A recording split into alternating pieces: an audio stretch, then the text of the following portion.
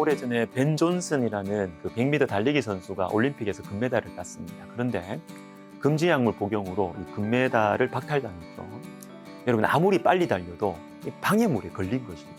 그러면 결승선에 도착할 수 없고, 도착을 해도 제일 빨리 도착해도 금메달은 가질 수 없습니다. 여러분, 사랑의 관계도 마찬가지입니다. 두 사람이 사랑의 동산을 만들어가고 지켜나가기 위해서는 방해물을 이겨내야 됩니다.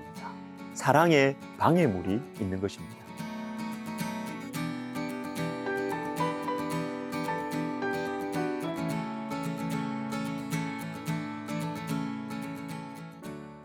우리가 잘 아는 말씀이 나옵니다. 2장 10절, 나의 사랑 내 어여쁜 자야 일어나서 함께 가자. 여러분, 우리의 신앙생활은 하나님과 함께 가는 것입니다. 마태복음 11장 28절과 29절도 보십시오. 수고하고 무거운 짐진 자들아 다 내게로 오라. 내가 너희를 쉬게 하리라. 나는 마음이 온유하고 겸손하니 나의 멍에를 메고 내게 배우라. 그리하면 너희 마음이 쉼을 얻으리니. 여러분, 우리의 신앙생활은 나의 멍에, 예수님의 멍에를 예수님과 같이 메는 거예요. 나 혼자 메는 게 아니에요. 예수님과 함께 성령과 동행하는 삶이 우리의 신앙생활입니다. 갈라디아서 5장 16절에 내가 이르노니 너희는 성령을 따라 행하라. 그리하면 육체의 욕심을 이루지 아니하리라. 육체의 욕심은 하나님과 우리의 사랑의 관계를 막아서는 방해물입니다. 이것을 이길 수 있는 방법이 있는데 그것은 성령을 따라 행하는 것입니다. 나 혼자 노력한다고 되는 것이 아니고 성령과 함께 해야 합니다. 오늘 본문 아가서 2장에서 우리 주님은 우리에게 함께 가자고 하십니다. 그런데 하나님과 함께 어디로 갑니까? 그저 데이트를 하러 가는 게 아니에요. 15절을 보십시오.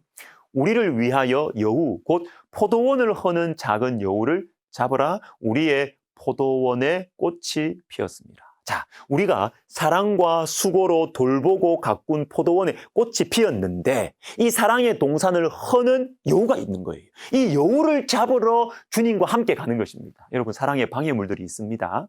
하나님과의 사랑을 막아서는 무너뜨리는 방해물들이 있어요. 여러분에게는 어떤 것입니까? 히브리서 12장에 보면 우리 각자가 주의해야 할 사랑의 방해물들이 요약적으로 나옵니다. 이러므로 우리에게 구름같이 둘러싼 허다한 증인들이 있으니 모든 무거운 것과 얽매이기 쉬운 죄를 벗어버리고 인내로서 우리 앞에 당한 경주를 하며 모든 무거운 것과, 자, 여러분 보십시오. 모든 무거운 것과 얽매이기 쉬운 죄를 벗어버리고, 이게 사랑의 방해물입니다. 먼저 무거운 것, 이게 뭘까요?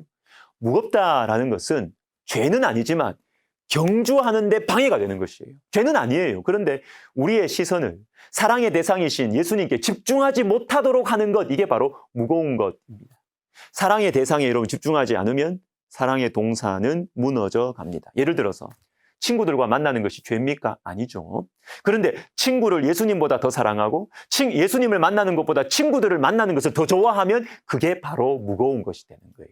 여러분, 재물이 나쁜 것입니까? 명예가 나쁜 것입니까? 그렇지 않습니다. 예수님을 위해서 일하라고 주신 통로이고 책임일 수 있죠. 그런데 예수님보다 돈과 명예를 더 사랑하고 집착하면 그게 바로 무거운 것이 되는 것이죠. 일하는 것, 공부하는 것이 잘못입니까? 맛있는 음식을 먹는 것, 운동하는 것이 잘못입니까? 아니죠. 그런데 예수님보다 일하는 것을 더 좋아하고 예수님보다 공부하는 것을 더 사랑하고 예수님과 예수님의 피로 값주고 사신 교회를 섬기는 것보다 운동하는 것, 맛있는 음식 먹는 것 더 좋아하면 그것이 바로 예수님으로부터 우리의 시선을 빼앗는 무거운 것이 됩니다. 벗어야 됩니다. 여러분, 죄는 아니지만 우리의 시선을 주님으로부터 빼앗고 있는, 우리의 영혼을 피곤하게 하고 있는 무거운 것들 벗어버리셔야 됩니다. 사랑의 장애물이 하나 더 있습니다. 얽매이기 쉬운 죄입니다. 이것은 여러 죄들 중에서 내가 잘 빠지기 쉬운, 얽매이기 쉬운 죄, 내 가까이에 있는 죄, 자주 넘어지는 죄, 이게 바로 얽매이기 쉬운 죄예요. 어떤 분들에게는 교만일 수 있고 또 어떤 분들에게는 욕심, 또 야심일 수도 있어요. 시기와 분노일 수도 있습니다. 특별히 젊은이들에게는 정욕일 수도 있고 게으름일 수도 있겠죠. 여러분, 나와 가까이에 있는 죄입니다. 우리는 알고 있습니다. 내가 어디에 약한지. 이것이 매우 위험합니다. 성경은 습관적인 이 죄, 가까이에 있는 죄악이 매우 위험하다고 경고하십니다. 알면서 짓는 죄. 이것 때문에 내가 잘 넘어진다는 것을 알면서도 또 짓는 거예요. 이 얽매이기 쉬운 죄를 짓는 환경을 만들면 안 되고 그쪽으로 가면 안 되는데, 그것을 가만히 가까이 두면 안 되고 계속 보면 안 되는데, 다른 것들보다 내가 이 죄에 쉽게 얽매여서 넘어지는데 습관적으로 계속 거기 가는 거예요. 계속 보는 거예요. 계속 죄를 짓는 거예요. 매우 위험합니다. 열왕기상 11장 9절부터 11절을 읽어드리겠습니다. 많은 후궁들 때문에 마음이 하나님을 떠나서 하나님 대신 우상을 숭배하는 솔로몬에 대한 말씀입니다. 솔로몬이 마음을 돌려 이스라엘의 하나님 여호와를 떠남으로 여호와께서 그에게 진노하시니라. 여호와께서 일찍이 2번이나 그에게 나타나시고 이 일에 대하여 명령하사 다른 신을 따르지 말라 하셨으나 그가 여호와의 명령을 지키지 않았으므로 여호와께서 솔로몬에게 말씀하시되 내가 반드시 이 나라를 내게서 빼앗아 내 신하에게 주리라. 여러분, 하나님께서 나라를 빼앗아서 신하에게 줄 것이라고 말씀하십니다. 심판의 말씀이죠. 왜요? 9절에 나오는 말씀. 2번이나 그에게 나타나시고 이겁니다.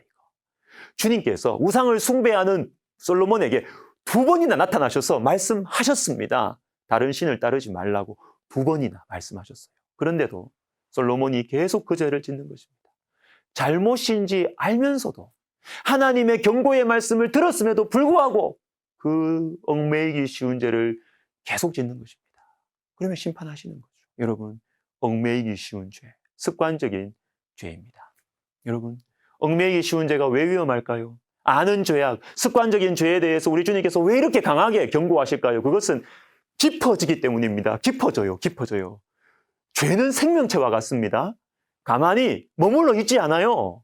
죄를 1번, 2번, 3번 지으면 지을수록 횟수를 더해갈수록 점점 더 깊어져요. 그리고 여러분, 습관적인 죄야. 얽매이기 쉬운 죄는 우리의 영혼을 무디게 만들어요. 작은 죄라도요, 계속 지으면, 죄인 줄 알면서도 계속 그 죄를 지으면 영혼이 무뎌져요. 영혼이 무뎌지면 하나님과의 교제가 막혀요. 하나님에 대해서 무관심하게 돼요. 사랑의 동산을 무너뜨리는 작은 여우입니다. 여러분에게 있어서 사랑의 방해물은 무엇입니까? 하나님께 집중하지 못하게 만드는 우리의 이 사랑의 동산을 허무는 작은 여우는 무엇입니까? 기도하겠습니다.